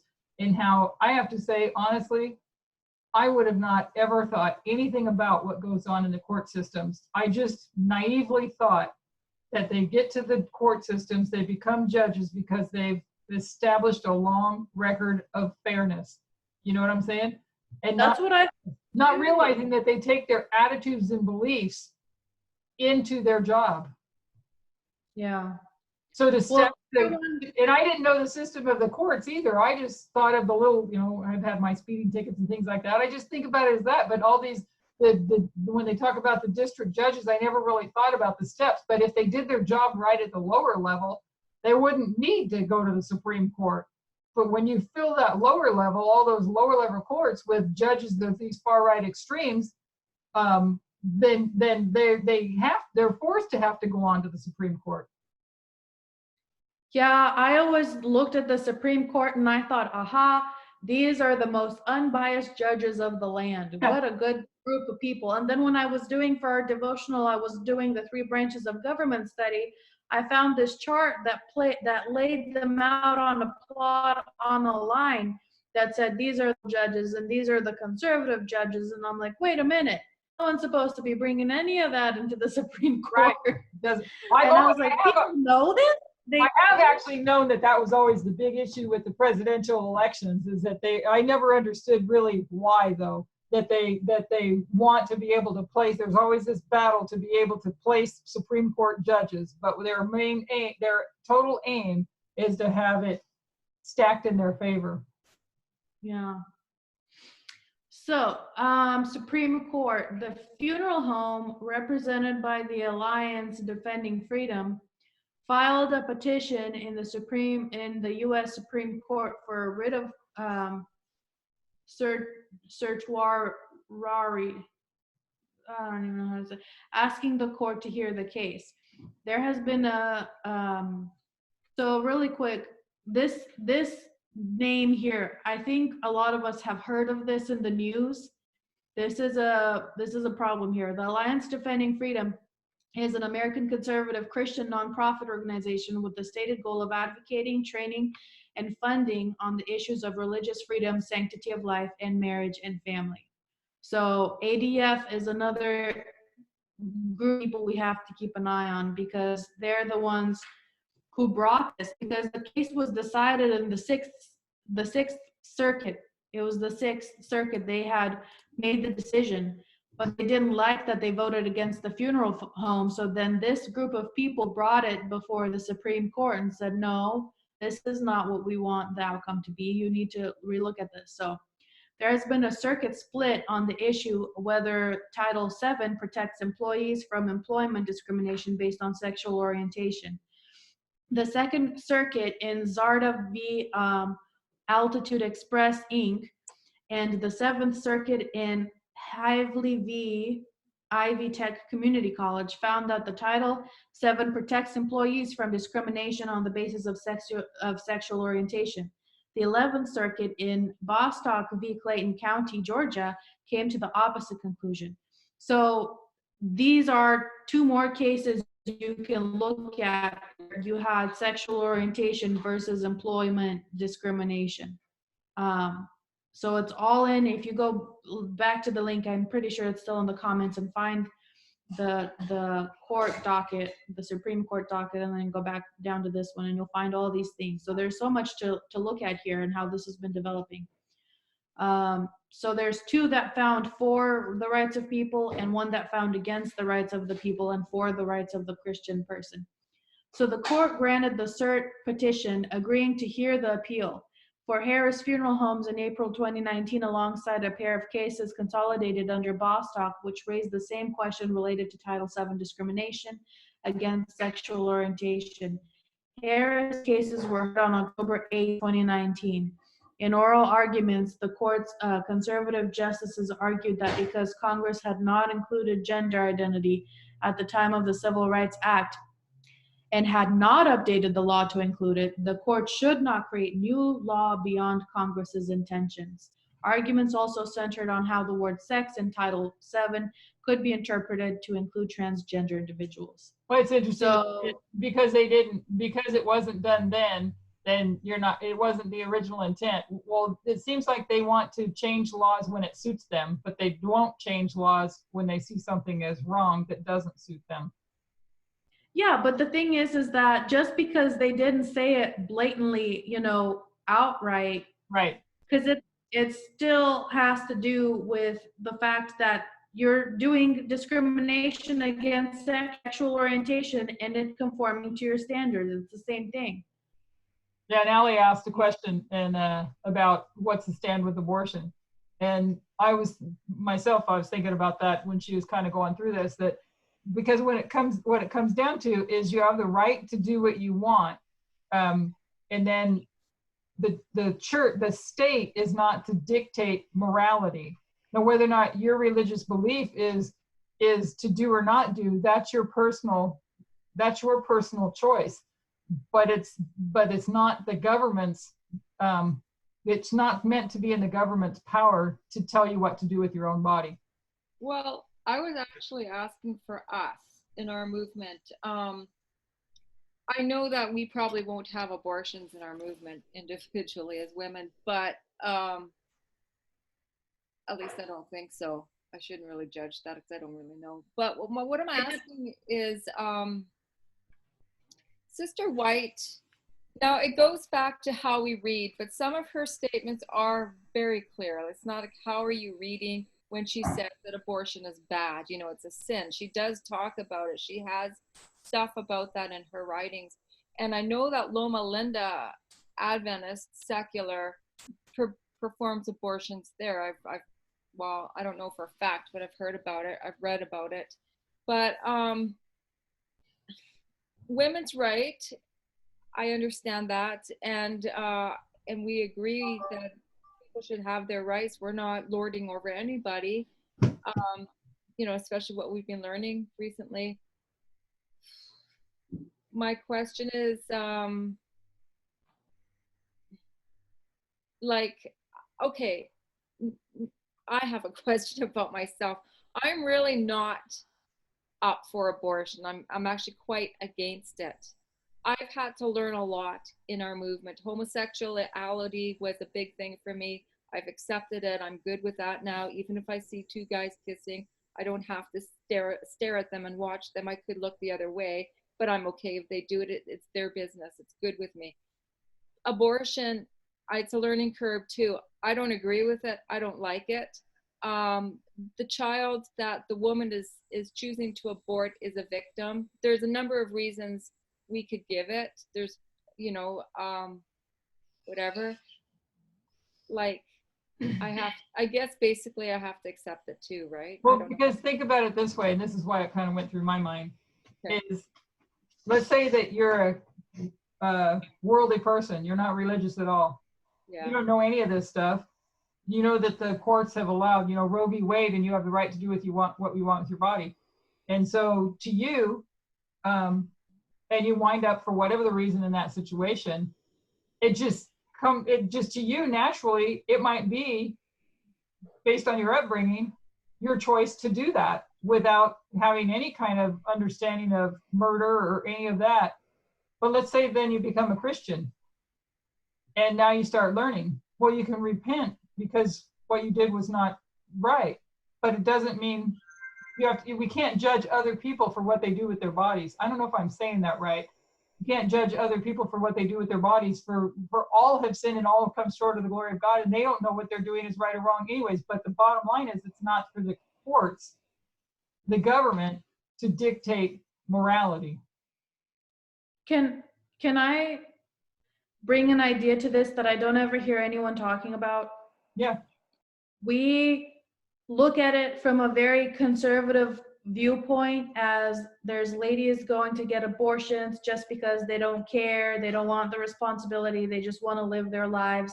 I'm sure there are some that do that, but that's been overwhelmingly pushed as it's like this great thing that women can do to just have their lives and not have to deal with anything. But if you look at this situation historically, and you look at the burden that the religious right has put upon women when it comes to this situation, it's a lot more devastating and sad to think what we're putting women through that actually have to go through this. So religiously, you have a female, she's young, she was born in an evangelical church, right?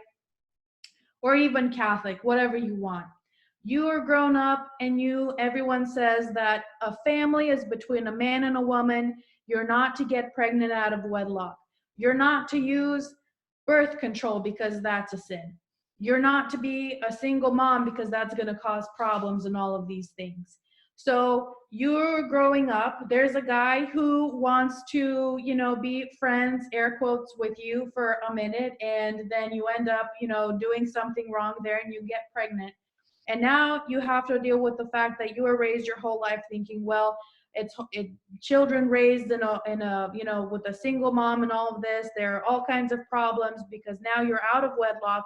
You're getting pregnant out of wedlock. So there's this huge stigma on you. So if you decide to actually go through with it, give birth to this baby and keep it, you're going to go to church every Sunday and everyone's going to look at you like you're a monster and you're a heathen. The other issue is you can't, mess around without birth control because that's a problem too. You have the state also like putting these constraints on you and making it illegal. There's pressure from so many sides on women. Yeah. We've forced them into such a hole, and this is our problem consistently that I'm noticing is we're looking at it from a very biblical, like it's wrong standpoint. We're not looking at the people who are going through this and how they're suffering and what's happening with them. That's one. Two, there's been recently this issue with late-term abortions. But what is not being taken into consideration is the fact that there are situations where there's a health crisis. There's a huge problem with the pregnancy, and it's a decision whether the baby lives or the mom lives or something like that. And, if it's illegal, then, oh, well, too bad, we can't perform an abortion this late. It might kill the mom. It is what it is. There's aspects, I understand there's a spectrum, but there's aspects to this that I don't ever hear anyone talking about that I think helps us a lot when we do consider how difficult growing up in these situations has been for women, because this is really not I can promise you the vast majority of people, no matter what you've heard people demonize women in the news, they don't go in there really excited and happy. I'll just have an abortion this morning and I'll go on my cruise this evening. It's not, you know what I mean? This is like gut wrenching. This is horrifying. It's it's not that cut and dry.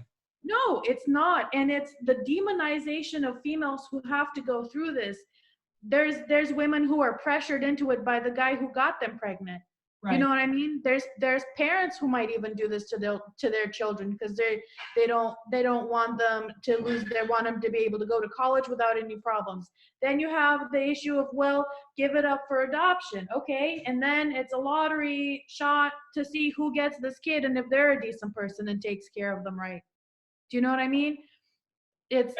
You don't know where they're going to wind up because that's not a fairy tale ending either. There's a lot of problems with that system. So, everyone tries to make it seem like, oh, it should be easy and cut and dry and so simple. But when you consider real human beings and real emotions and real horrible life situations that people get into, it isn't. You know what I mean? And there is pressure from every side. It would be a beautiful thing if a woman could have a family and, get pregnant and have a kid and everything was fine. Fine isn't the world we live in. Fine is a crazy planet right now that is, you know what I mean? So people who aren't in religion, or they're in a religion where you're stigmatized for having a child out of wedlock. So you're stigmatized for having an abortion, but you're also stigmatized for having the baby. Explain that. How are you going to live? Do you know what I mean? Anything you do, you're done. There's not, it's like Catholicism. You're living in fear every single day of your life. What are you going to do? And it makes you lose hope and faith in God because of how those religions work. I know there's people who do it because they're irresponsible. I know those people exist, but I never hear anyone talking about the people who have struggles because of this. Did that help, Allie? It helped me. Yeah, that's good. Thanks. It's just another form of inequality on women. Exactly. Donna, let me go on to that point, because recently I heard, I think I was watching a video that was talking, it was a few things that came together from a few different things that I've heard. You have right now in the urban community, usually it's like majority African American community where they're poor economic city areas, right? There's this huge problem that the Republicans hate the fact that there's welfare for single mothers in the African American community. There was this huge crisis where everyone was like, how come they have 10 children on welfare and get all this money? They're just doing it irresponsibly to get all this money. And there was this huge scandal. And you can find videos on YouTube where everything was freaking out. So what they've done, what right-wing Republicans have done is they're trying to take away clinics that provide free birth control. They're trying to take away wealth care so that if you have that baby, you can provide with them. So they're taking that help away. They're taking away the men that are being taken into prison for whatever charges that they decide, so they can't have a two-person family. They're taking away abortion rights, so you have to have those kids, but when you have them, you don't have money to take care of them, so they're starving to death. I mean, it's literally every single side they turn, there's the world trying to crush them down. Can you tell me how that is okay? No, it's not. It should anger us and upset us to think that there's people suffering through so much on this planet, and we've been in la la land, not even thinking about or paying attention to it. But how much oppression there actually is in this world. Exactly. We think that, oh, America is so great, but look at what's actually happening here, because it's not. Can I give you a statistic? Yeah. A friend of mine, who is my best friend in high school, and I'm still in touch with him today, but he was a welfare investigator. And the majority of people on welfare in America are white. And that the black people make a portion of the number of all, overall. But he is giving me statistics, and a lot of the conservative people think that most of the people that are on welfare assistance and things like that are black or colored or whatever, Yeah, no, and you can go on videos. There was a time where I think it was in the Congress or somewhere they were going to pass a law on this.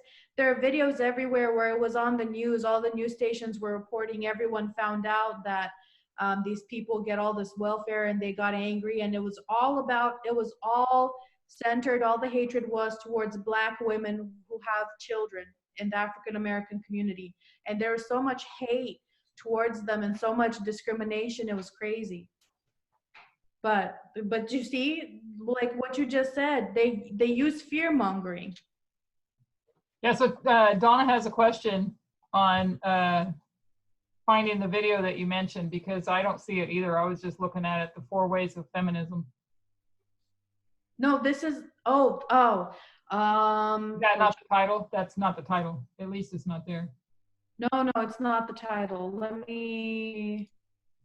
It was one of the ones in Portugal that I saw recently. She goes through the last 3 or 4 of them. She's been talking about all of those. I just don't remember which one it was right now. I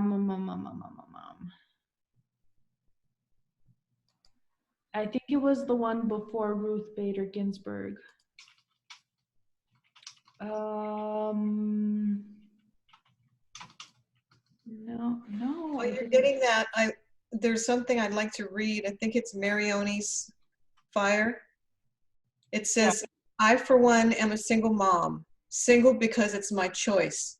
I cannot live with my husband anymore because he's abusive, verbally, physically, and whatever else.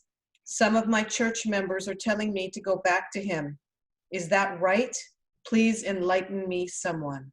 No, it's not right. If you watch Tessa's presentations in Portugal, she's clear that this was a tactic to keep women in these abusive relationships, but it's not okay. No. Not okay to be in one of those relationships. You get out of that. No. Get out. Yeah, she's clear. Mary, you would like these presentations. Mm-hmm. You need to protect yourself as best you can, you and your children. Yes. Everyone, we all need to. Yeah. I know that was for me, and I just commented back to her too that because I was in a situation with an alcoholic. He wasn't abusive at all, but I also knew that the alcoholism was bringing us all to a point where we'd be on the streets, and I knew that I had to take care of the kids. Somebody had to take care of the kids, but that was years ago, and so we separated and then eventually divorced. And but you know, when you have the verses in the Bible that talks about how you may be able to win that person over, when it comes to this dispensation, I didn't have an answer for her. So I'm still behind on some of these presentations in Portugal. So and I don't ever want to steer anybody wrong. So right here, 20 Supreme Court cases. Check this one out. Okay. Is that the one? I think this. I think it might have. Yeah. Okay. I think that one. And if not, kneeling on the line of Christ. Yeah. I think it's Q&A knows. Series. I'll put that on the watch list. It might have been this one too. Okay. So number 10 and number 20. Watch those two. I had that in my watch list too. I was gonna watch that. I think it was 10 that might have had that. Let me. We're gonna have to pause for lunch. Before you pause for lunch, I'd like to ask a question. Sure. Adriana, how do you get all these videos in line? Because when we go to YouTube, they're all over the place. When you go to the playlist, show them how to go to a playlist, if you would. I will. Okay, yes, but real quick, it's video number 10. She's writing here the 4 waves. So the first one, and own property. The second one was 1960, workplace, reproduction, which is the birth control pill, violence, marital rape, legal inequalities. Then you have 1989 and 2012. So it was number 10. She goes over the 4. So if you go to, go to Finn. So go to this YouTube channel. Don't go and just by name. Just go to the YouTube channel. So type in Finn 1844 just up here, right? And then you click search. And when you click on where it says playlists, that'll give you the choice that you can choose the list of all the Portugal, and then they're in order. So you clicked Finn 1844. It takes you here. You click on this is their logo. It's a little white cloud. And then you go to playlists. You go right here to playlists, and this is the one with the books. This is the one the one they're doing right now. Show them the difference when you go to playlist, because you didn't do it. Don't go to play all. Go underneath to view full playlist. And then you can watch. It'll have the numbers right here. 1, 2, 3, 4. So you have the start right here. Go by these numbers. 1, 2, 3, 4. And that's the start. And you could go all the way to the end. If you click on this, it'll play it.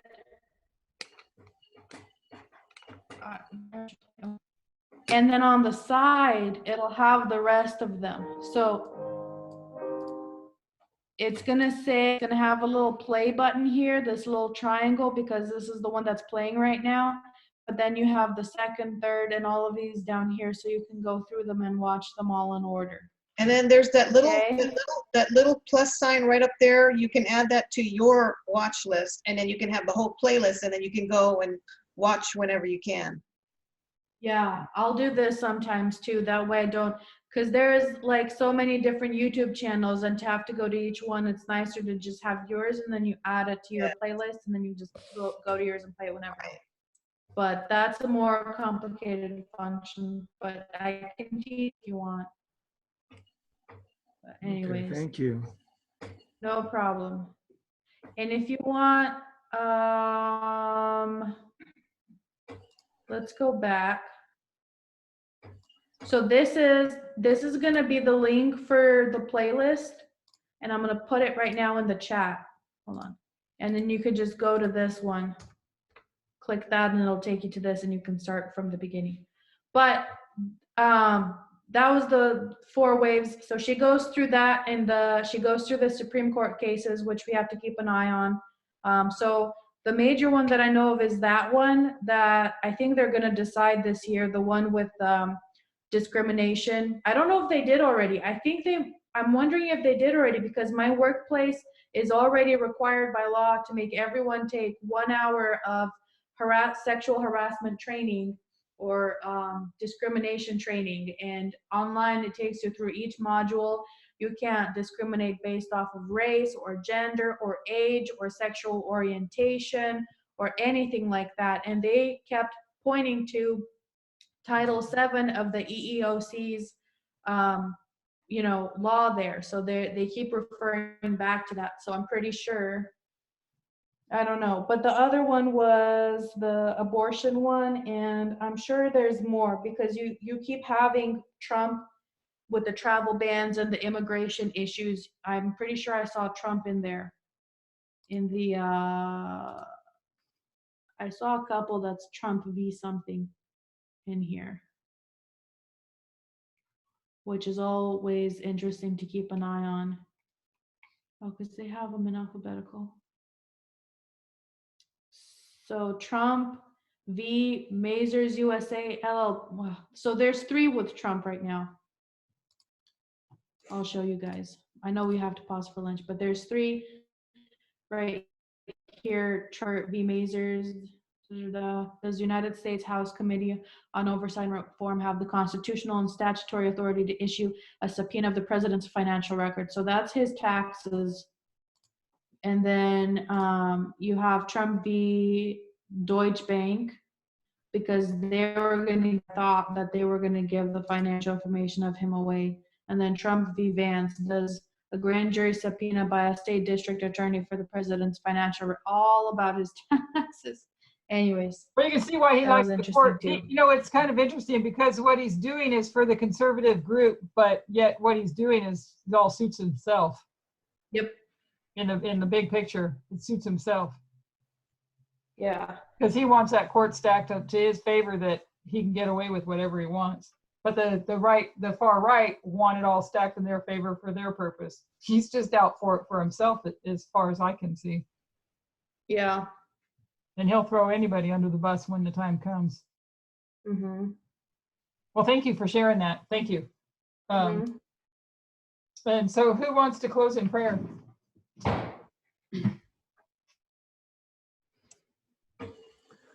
I will pray. Thank you. Our wonderful loving Father, who art in heaven, Lord, you're an awesome God, and we're so grateful, Lord, that you are our master, our leader, God who sustains us in all our ways. You are so mindful of each and every one of us. So thank you, Lord. We can't thank you enough. For as this world is out of order, out of control, Lord, you are God who is in control and desire to put all things in order. And so, how can we thank you, Lord? Thank you for blessing us with the knowledge, the studies, enlightening our minds, being able to able to think sensibly and logically, and not be wrapped up in our emotions, in fear. So thank you, Lord. You are so gracious, so compassionate. And Lord, we thank you for these studies that we've been having. Thank you for the teachers, the presenters, our elders.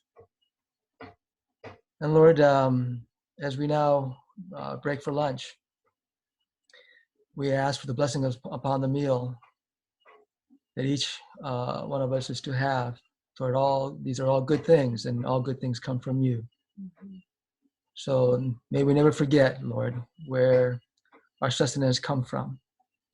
So bless the meal, and may it bring us healing and wholeness to our minds and to our bodies. And let us not fear, Lord, this COVID-19 that's going around, but let us be wise in the hygiene that you have taught us, the health laws that you have taught us, to keep ourselves healthy. And let us be faithful to you, to your word, to one another, to this movement, so that we may not fear, but have faith and in love. Thank you, Lord. We pray all this in the name of our wonderful God, Yeshua. Amen. Amen. Thank you. Amen. We'll be back at 2:45 then. Hey, enjoy your meals. God bless.